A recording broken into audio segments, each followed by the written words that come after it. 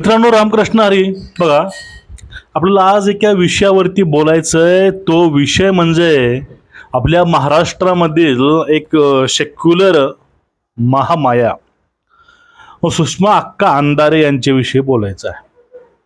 आता सुषमा अक्का अंधारे यांना एका हिंदी मीडियामध्ये किंवा हिंदी चॅनलमध्ये डिबेटमध्ये आले असताना त्यांना अक्षरशः हाकलून लावलेलं आहे. म्हणजे आपण इथपर्यंत वाईट गोष्टी बोलतो, आपलं इथपर्यंत असं बोलणं असतं की लोकांनी आपल्याला हाकलून द्यावं, लोकांनी आपल्याला जवळसुद्धा उभा करू नये, आपला अपमान करून हाकलून द्यावं लागल एवढ्या गोष्टी का करायच्या. आणि यांना मीडियातून सोडून द्यावं, यांना लोकांनी सुद्धा हाकलून लावलेलं आहे.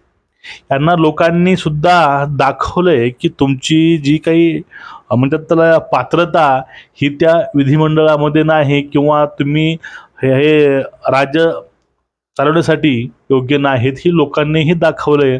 आता यांना ही मीडिया सुद्धा दाखवत आहे की तुमची ती पात्रताच नाही. काय झालं, एका हिंदी मीडियामध्ये एका चॅनलला ह्यांना डिबेटला बोलवलं होतं. त्यावेळेस नेमकं आता डिबेट चालू कुठली आहे, आपण बोलतो काय, आपली भूमिका कुठली आहे, हेच यांना माहिती नाही. अशा वेळेस मला अटल बिहारी वाजपेयी यांचं एक वाक्य खूप आठवतंय हो. अटल बिहारीजी बोलले होते की हे लोक जे आहेत विरोधक, भाजपचा विरोध करता करता हे देशाच्या विरोधामध्ये कधी बोलू लागतील हे कळणार सुद्धा नाही, किंवा यांची भूमिका ही देशविरोधी होईल. याची आज खरंच मला ह्याची म्हणजे कळलंय असंच, किंवा हे असं करतायत. आतापर्यंतची भूमिका होती हे बघितली आहे पूर्ण भारताने की हे लोक भाजपचा विरोध करतात, हे लोक डायरेक्ट भारताचा विरोध करू लागलेत.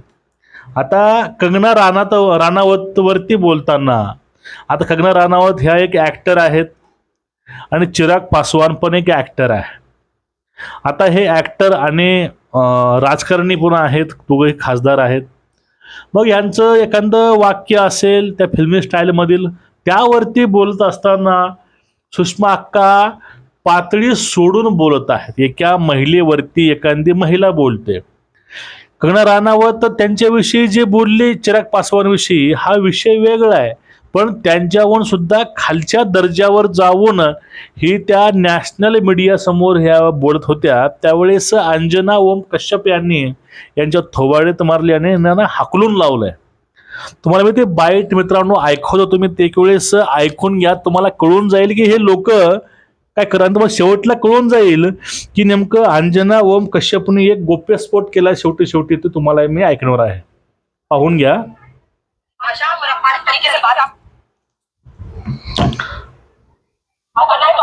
जो स्क्रिप्ट पढ़ के एक डायलॉग के लिए 10 बार रिपीट करती है. शुक्र है, शुक्रवार है, आखिर में सही, लेकिन आपका ध्यान मेरी ओर गया और आप मेरी बात सुन रही है. खैर, कंगना रनावत को हम तो सीरियस बिल्कुल ही नहीं लेते हैं. जो स्क्रिप्ट पढ़ के एक डायलॉग के लिए 10 बार रिटेक करती है, उस पर हमें कोई ध्यान नहीं देना है. लेकिन जो दूसरा वाइट, प्लीज एब्स्टेन. इससे बच्चे ना क्यों उन पे पर्सनल कमेंट करना. अपनी बात कीजिए. वो भी सांसद चुनकर आई है, लोकसभा में पहुंची है. बोलिए. ये चिराग पासवान ने हमें बताना चाहिए, जो अपने पिता के मौत के बाद किस तरह से सांत्वन करना चाहिए, उसकी स्क्रिप्ट की तैयारी करने वाले चिराग पासवान, जिनको अपने पिता की मृत्यु के बाद कितना सीरियस रहना चाहिए ये समझ में नहीं आ रहा था, वो लोगों को समझाएंगे. अंजना जी, मैं समझ सकती हूँ कि आपके दिल में मोदी जी और बीजेपी के लिए काफी लगाव है. आपके साथ प्रॉब्लम क्या है ना सुषमा जी, कि आप जैसा इधर तू मैं और उल्टी सीधी बातों करने के लिए मेरे पास टाइम है नहीं. तो सवाल ये है कि गृह मंत्री अमित शाह ने जो सदन में कहा है, मैंने वो बताया है. और इस तरह की अपमानित भाषा और अपमानित तरीके से बात आपको करना है तो आप मेरा शो छोड़कर जा सकती हैं. मानित भाषा और अपमानित तरीके से बात आपको करना है तो आप मेरा शो छोड़कर जा सकती हैं. आप जैसे सम्मानित महिलाओं से सिर्फ इतना निवेदन है कि थोड़ा सा विषय पर रहिए. विषय के प्रति अगर आप ईमानदार होंगी तो सबके बारे में मीन मेक लगाने से पहले अंदर देखेंगी और झांकेंगी. आपने उद्धव ठाकरे और अपनी पार्टी को तो डिफेंड ही नहीं किया. आपने उद्धव ठाकरे और अपनी पार्टी को तो डिफेंड ही नहीं किया. आप राहुल गांधी के डिफेंस में आई. लेकिन मैं फिर भी आपका अपमान नहीं करूंगी ये कहकर कि आपके दिल में कौन. आता यामधलं शेवटचे बघा 4 ते 5 वाक्य अतिशय महत्वाचे होते. आता तुम्हाला ते 4 वाक्य असे होते की त्या डिबेटमध्ये यांना शिवसेना उबाटा गटाचे प्रवक्ते म्हणून बोलवलं होतं. मग त्यावेळेस यांना आपल्या उबाटा गटाला डिफेंड करावं लागत होतं. त्यांना आपल्या गटाची आपल्या पक्षाची बाजू या ठिकाणी मांडून सांगायला पाहिजे होती की बाबा आमचं असं मत आहे, आमच्या पक्षाचा विचार या बाबतीमध्ये असा आहे. पण यांनी उबाटाची बाजू लावून न धरता, उबाटाला डिफेंड न करता या ठिकाणी त्यांनी डिफेंड हे काँग्रेसला केलं. राहुल गांधीचे चमचे खरंच या महाराष्ट्रामध्ये सुद्धा भरपूर आहेत. हे फक्त उबाटाच्या गोट्यामध्ये सोडलेले आहेत. उबाटा पक्षामध्ये काँग्रेस विचारसरणीच्या लोकांचा भरणा हा खूप झाला आहे. जर या गोष्टीला वाव ठरतो, तो वाव म्हणजे ह्या सुषमा अक्का अंधारे यांनी शिवसेना उबाटागटात प्रवेश केला आणि ते सगळे प्रवक्ते आहेत. हे सगळ्यात एक मोठं उदाहरण आहे. ह्याच अक्का हिंदू धर्माविषयी, देवदेवताविषयी, आई बसली, बाप बैल, गाय माता, हे अनेक अशा गोष्टी बोलल्या होत्या.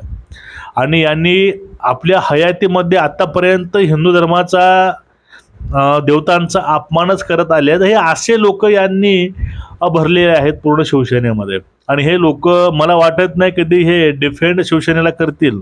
हे लोक डिफेंड हे काँग्रेसलाच करणार, कारण यांची विचारसरणी हे घाणेरडी काँग्रेससारखीच आहे.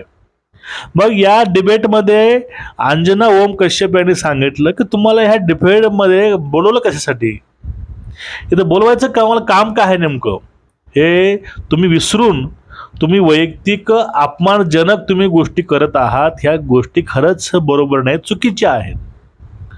तुम्हाला बोलवले ते कारण कोणतं, तुम्ही त्यावरती बोलत नाही, तुम्ही त्यावरती बोला त्यांनी सांगितलं. पण अक्का मानणार कुठं?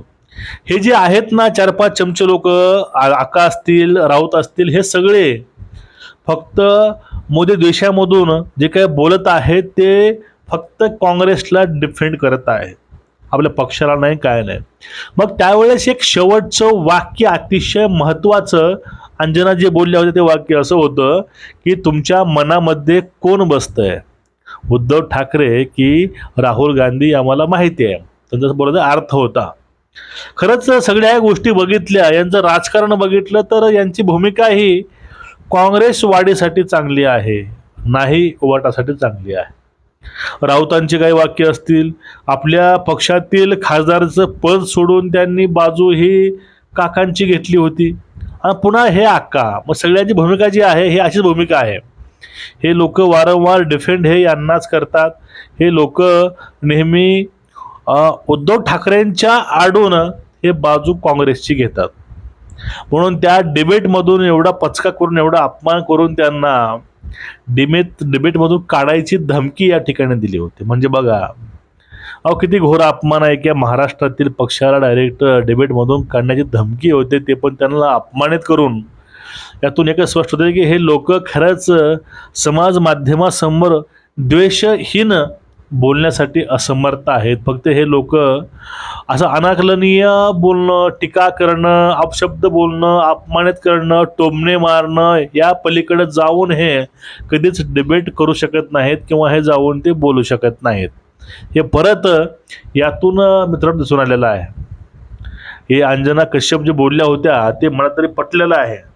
तुमचं एकूणच या विषयावरती मत काय, नक्कीच व्यक्त व्हा आणि व्हिडिओ शेअर करा. रामकृष्ण हरी.